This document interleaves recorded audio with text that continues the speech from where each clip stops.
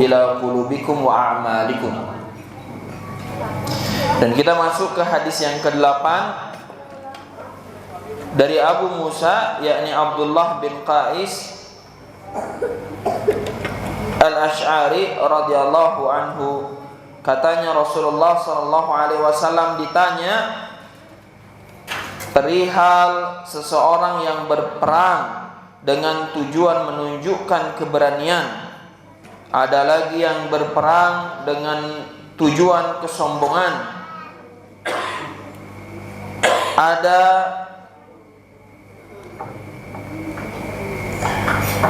apa ini? Ada yang sepertinya kebencian, ada yang atas kebencian. Ada pula yang berperang dengan tujuan pamer, ya, menunjukkan pada orang-orang lain karena ingin berpamer itu. Manakah di antara semua itu yang termasuk dalam jihad fi sabilillah? Maka Rasulullah sallallahu alaihi wasallam menjawab, barang siapa berperang dengan tujuan agar kalimat Allah, agar agama Islam itulah yang luhur, maka ia disebut jihad fi sabilillah. Man qatala litakunu kalimatullahi hiyal ulya fahuwa fi sabilillah, kata Nabi sallallahu alaihi wasallam, muttafaqun alaih. Keterangannya di sini, hadis di atas dengan jelas menerangkan semua amal perbuatan itu hanya dapat dinilai baik jika baik pula niat yang terkandung dalam hati orang yang melakukannya. Selain itu dijelaskan pula bahwa keutamaan yang nyata bagi orang-orang yang berjihad melawan musuh di medan perang itu semata-mata dikhususkan untuk mereka yang berjihad fi sabilillah, yakni tiada maksud lain kecuali untuk meluhurkan kalimat Allah, yaitu agama Islam. Akan kata ibu, dalam Islam ini ada satu amalan yang mana dengan amalan tersebut apabila kita meraih dua kemenangan, di antara dua kemenangan yaitu menang dalam pertempuran atau menang dengan mati syahid, maka pahalanya luar biasa nanti ibu, ya. Dan ibadah tersebut adalah jihad, berperang di jalan Allah.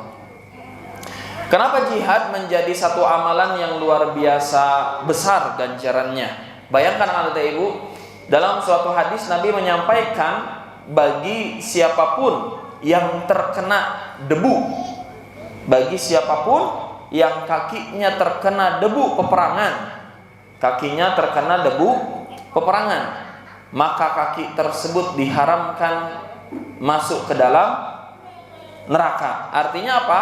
Bahwa orang tersebut tidak boleh masuk neraka. Kalau apa? Kalau dia kakinya terkena debu, ta'acan ya, ta'acan mulai darderor gitunya, ta'acan, wah bawa senjata begitu, darderor begitu, belum, baru lompat, wah lompat, terus kena tembak musuh, meninggal gitu di medan perang. Artinya kan pasti kena debunya itu, maka dia pasti masuk surga. Karena apa? Yang dikorbankannya nyawa. Sekarang kita subuh-subuh yang dikorbankan apa? Yang dikorbankan rasa tunduk.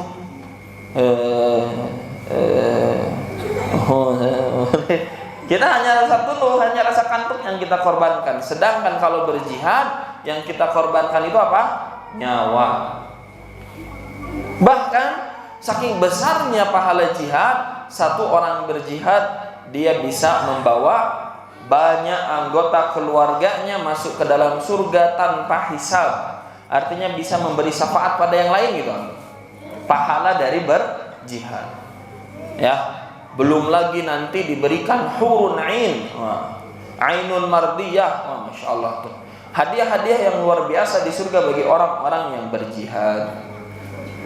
Akan tetapi di sini ada seorang sahabat yang bertanya kepada Nabi tentang orang-orang yang berjihad, tapi bukan atas karena Allah, bukan untuk menegakkan kalimat tauhid la ilaha illallah, bukan untuk menerapkan syariat. Nah ini ya, misalkan dia berjuang untuk apa? Untuk dianggap berani.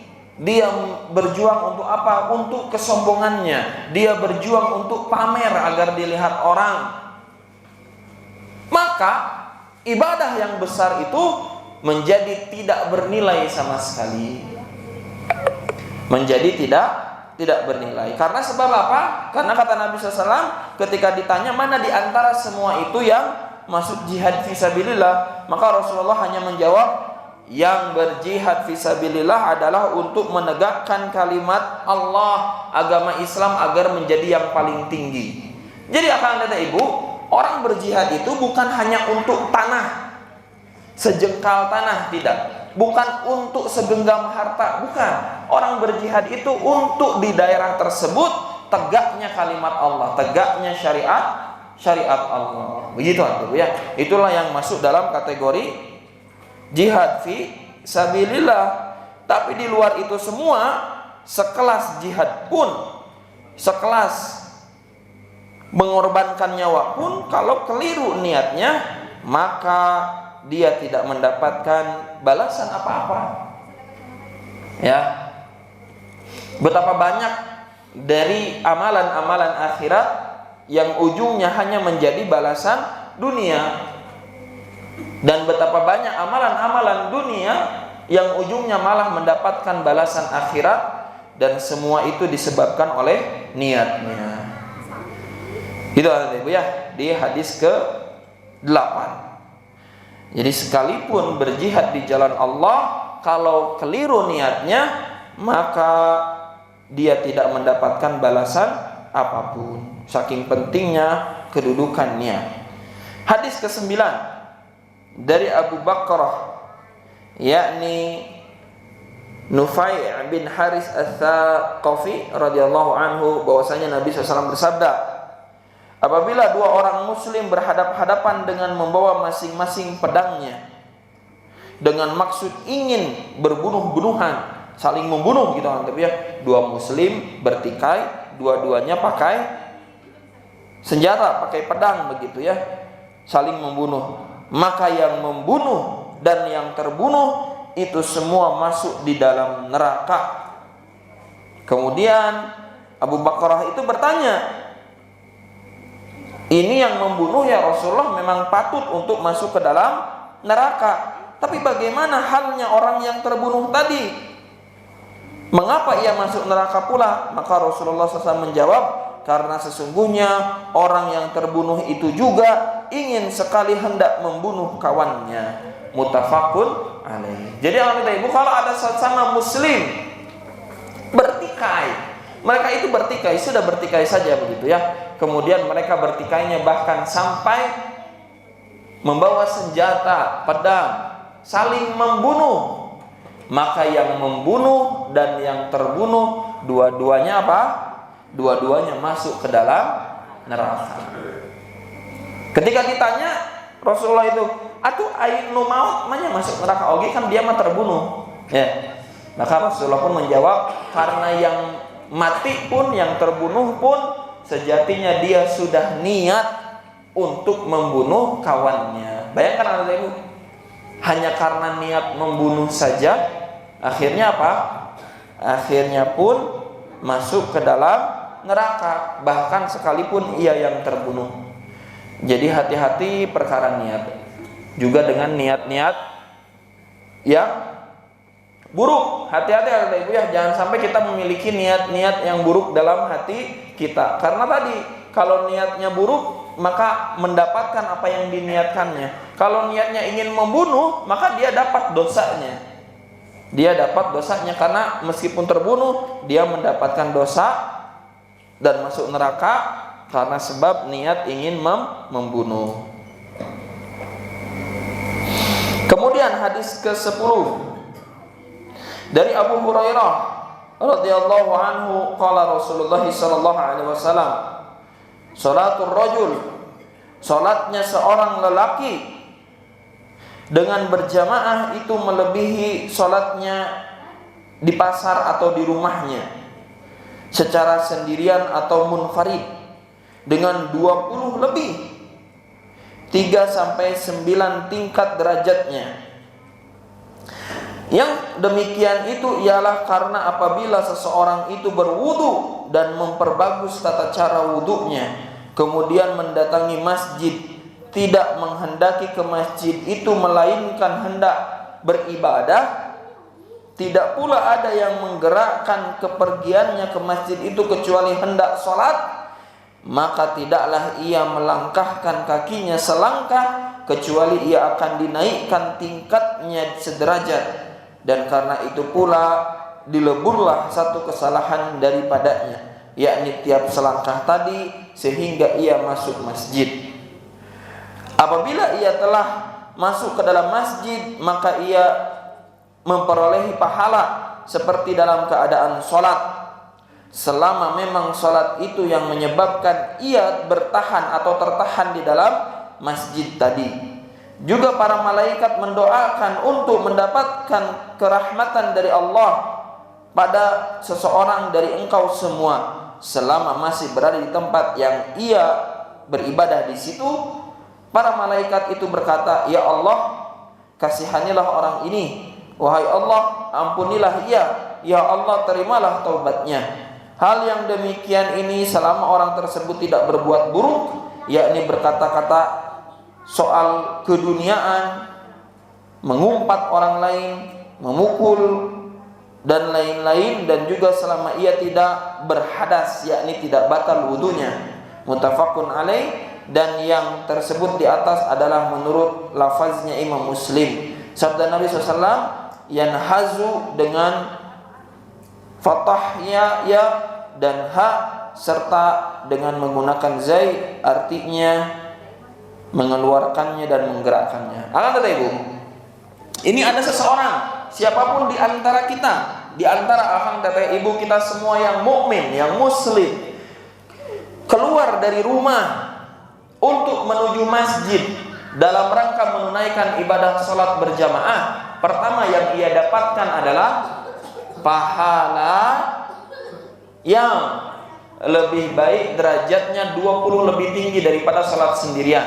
Dan di sini kalimatnya as-shalatur rajul, salatnya seorang lelaki, berarti penekanan dari Nabi untuk laki-laki. Laki-laki keluar dari rumah menuju ke masjid untuk salat berjamaah, maka setiap satu langkah oleh Allah dinaikkan derajatnya, dan langkah berikutnya oleh Allah dihapuskan dia dari kesalahan, dan begitu terus sampai menuju masjid. Jadi akan kata ibu teh, melangkah satu derajat, melangkah lagi dihapuskan satu dosa. Muncul pertanyaan, kumaha atuh beranggo motor kan tengah langkah? Ya akan kata bisa menyimpulkan maksud dari tujuan hadis ini ya, kalau kita menggunakan kendaraan begitu. Ya. Kemudian apa kata ibu? Bahkan kata Nabi, apabila ia masuk ke dalam masjid, kemudian dia mendapati pahala sholat, selama dia berhenti tertahan di dalam masjid, tidak bisa keluar karena menunggu sholat, tertahannya karena untuk beribadah, maka selama itu pula dinilai ia sedang sholat. Jadi akan kata ibu sekarang beriktikaf, ya, beriktikaf, menunggu dari sholat ke sholat, dari doa ke doa, dari tilawah ke tilawah. Maka selama menunggu itu pula, karena tidak ada tujuan lain beriktikaf di masjid itu untuk beribadah, selama itu pula dinilai terus seperti orang yang sholat. Sekalipun akan kata ibu datang 10 menit sebelum adzan, datang 10 menit sebelum adzan untuk melaksanakan sholat, maka 10 menit sebelum adzannya dihitung sedang sholat. Dari adzan sampai iqamatnya dihitung sedang sholat. Setelah sholat berjamaahnya pun dia tertahan untuk zikir terlebih dahulu, dihitung sedang sholat. Tidak hanya itu kata ibu, didoakan oleh malaikat. Apa doanya? Supaya dikasihani oleh Allah, dirahmati oleh Allah, diampuni oleh Allah, diterima taubatnya. Dan ingat akan kata ibu, di antara penghalang diijabahnya doa adalah dosa dan maksiat. Dan kita tahu malaikat itu tidak pernah memiliki satu dosa apapun, sehingga manakala malaikat mendoakan kita, artinya doanya langsung diijabah.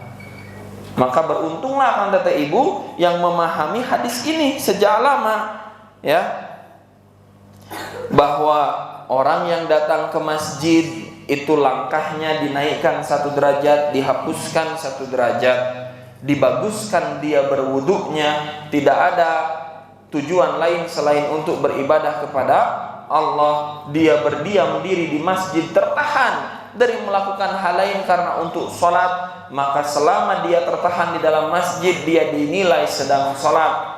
Tapi bukan berarti da abi mah dinilai sholat, atau saya mau sholat sunnah abi mah sok mangga eta sareng imam sok ya mulai abi mah da calik wae getos dietang sholat.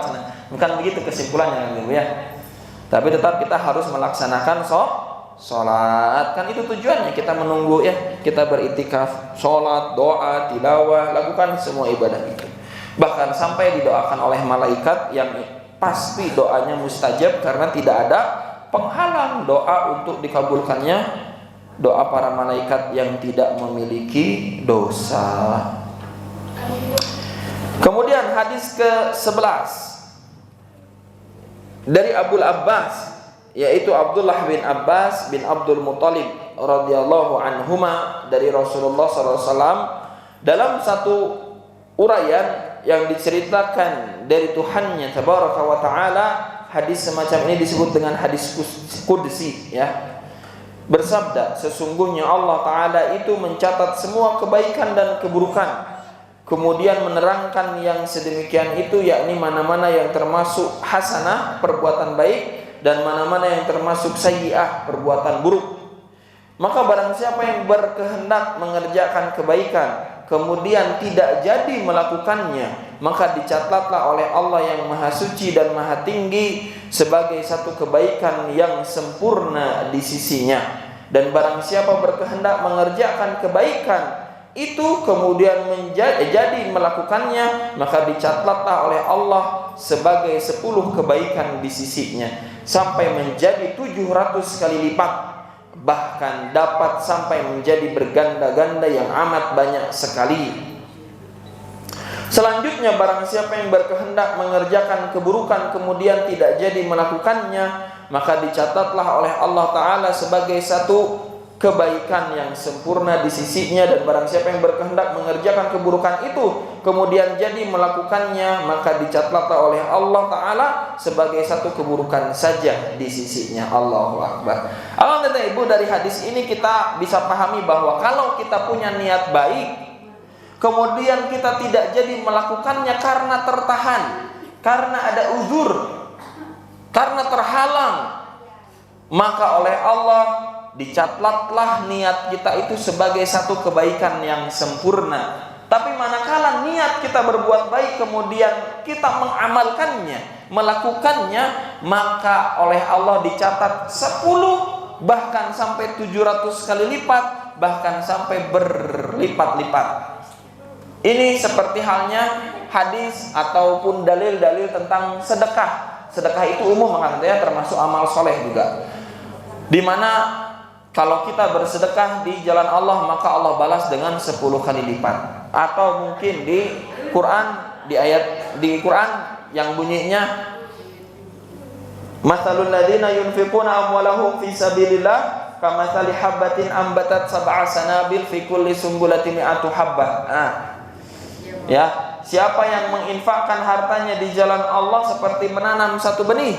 Dari satu benih itu tumbuh 7 tangkai, dan dari masing-masing tangkai menumbuhkan 100 benih kebaikan. Artinya satu kebaikan dibalas 700 kali lipat. Jadi akan kata ibu, bayangkan kalau kita berbuat kebaikan selama malam Lailatul Qadar. Taruhlah kita sedekahnya di malam Lailatul Qadar. Enggak usah banyak-banyak, 10.000 kita rutinkan. 10 malam itu 10.000. 10.000 pasti di antara salah satunya ada yang masuk ke dalam Lailatul Qadar. Ternyata satu yang masuk ke Lailatul Qadar. Berarti 10.000 nih. 10.000 kali berapa? Kali 7 heula. Berarti berapa kalau dikali 7? 70.000. 70.000 dikali 100. Boleh pakai kalkulator, boleh? Baru 700.000. 700.000 dikali 30 dalam sebulan. 700.000 dikali 30. 21 juta. 21 juta dikali 1.000. Pusing. 21 juta dikali 1.000 21 miliar. Berarti sedekahnya kita 10.000 di bulan Ramadan sama dengan nilainya 21 miliar kita sedekah. Nah itu Ibu ya. Bayangkan luar biasa banyak pahalanya, 10.000 di asal satu di malam Lailatul Qadar, dan itu baru hitungan sampai 700 kali lipat. Kalau kita dengan hitungan kita ya, supaya mudah itu pakai logika kita mah. Sedangkan logika Allah dilipat gandakan lagi terus menerus. Bayangkan nanti Ibu, sebesar itu. Dan itu untuk niat-niat yang baik. Sedangkan lipat 700 bahkan berkali-kali lipat, tapi kalau kesalahan hanya satu. Kalau niat kebaikan saja tapi terhalang sudah langsung dihitung, tapi kalau baru niat saja berbuat buruk tidak dihitung keburukan. Akan tetapi Ibu teh menyembah Allah yang Maha Rahman. Maha Rahman apa Maha? Menyembah Allah Ar-Rahman Ar-Rahim, ya. Kemudian masih terbelenggu dengan dosa di masa lalu. Kemudian tidak yakin oleh Allah akan diampuni dosa-dosanya. Yang yakin Ibu ya. Karena Allah itu menyukai orang-orang yang bertaubat. Dan Allah Maha Adil ketika apa? Ketika perbuatan buruk itu dilakukan hanya dinilai satu saja. Dan kalau hanya baru sebatas niat tidak dinilai keburukan. Tapi kalau kebaikan baru niat saja sudah dinilai pahala. Nah ini betapa adilnya Allah. Hadis di atas menunjukkan besarnya kerahmatan Allah Ta'ala kepada kita semua sebagai umatnya Nabi SAW. Lihat bagaimana rahmatnya Allah untuk kita. Akan tetapi Ibu, renungkanlah wahai saudaraku, semoga kami dan Anda diberi taufik, diberi pertolongan oleh Allah hingga dapat menginsafi kebesaran belas kasihan Allah. Dan fikirkanlah kata-kata ini. Ada perkataan indahu baginya. Inilah satu tanda kesungguhan Allah dalam memperhatikannya itu. Ada kata indahu akan kata Ibu. Berarti Allah memperhatikan setiap satu di antara kita. Padahal Allah bisa saja di hadis qudsi ini mengatakan indahum. Indahum teh di antara mereka. Ya, di antara mereka. Tapi Allah pakainya indahu. Kenapa? Berarti Allah memperhatikan satu persatu di antara kita semua, bahkan sampai ke niat-niat kita semua.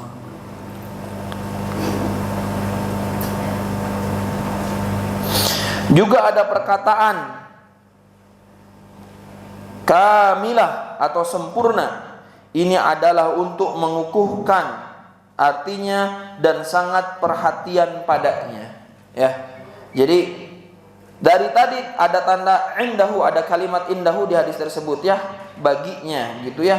Kemudian dan sangat perhatian padanya. Dan Allah berfirman di dalam kejahatan yang disengaja atau dimaksudkan akan dilakukan tetapi tidak jadi dilakukan, bagi Allah ditulis menjadi satu kebaikan. Artinya akan tetapi Ibu, kalau kita niat berbuat buruk ternyata tidak jadi, justru itu adalah suatu kebaikan yang sempurna, dikukuhkan dengan kata-kata sempurna.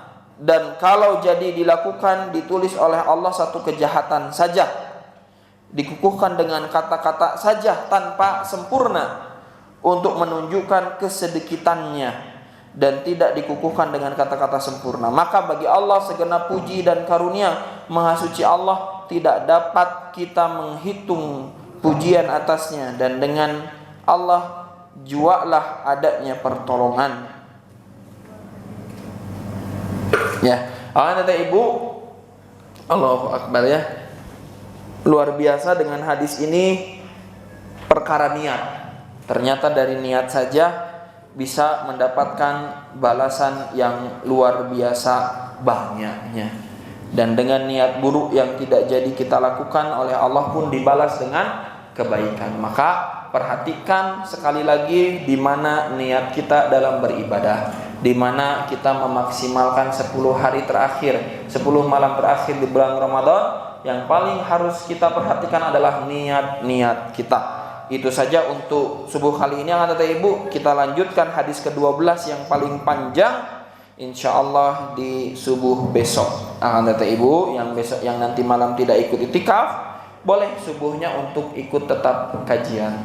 Kalau misalkan tidak sempat ke sini, nanti ada live streaming di mana? Di Kolbi TV di Instagram. Jadi boleh ikut sama-sama menyimak. Itu saja. Jazakumullah khairan. Aqulu qouli hadza wa astaghfirullaha li wa lakum. Subhanakallahumma bihamdika asyhadu an la ilaha illa anta astaghfiruka wa atubu ilaik. Akhirul kalam. Assalamualaikum warahmatullahi wabarakatuh.